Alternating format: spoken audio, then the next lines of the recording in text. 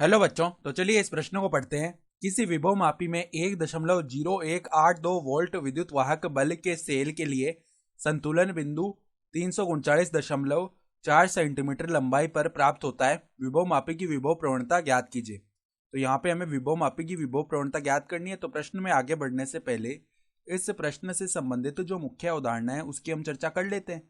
तो यहाँ पे देखो, हम जानते हैं कि विभव मापी की जो विभव प्रवणता है वो किसके बराबर आती है। विभव प्रवणता बराबर में आती है हमारे पास में जो हमारे पास विद्युत वाहक बल है, विद्युत वाहक बल विभव मापी का जो विद्युत वाहक बल आ रहा है, ठीक है, मतलब विभव मापी में जो सेल है उसके लिए जो विद्युत वाहक बल है, बट्टा में हमारे पास संतुलन बिंदु की लंबाई,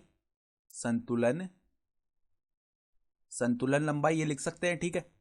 तो इस लंबाई को अगर हम एल बोल रहे हैं एक बार के लिए और विद्युत वाहक बल को हम एक बार के लिए ई बोल रहे हैं, ठीक है। तो अब सवाल के जो मुख्य एल है उसमें आ जाते हैं। तो एल का मान हमें सेंटीमीटर में दिया हुआ है, इसको पहले मीटर में बदल लेते हैं। 339.4 सेंटीमीटर है ना ये, तो इसको अगर मीटर में बदला हमने तो वो क्या बन जाएगा हमारे पास 3.394 मीटर ये आ गया।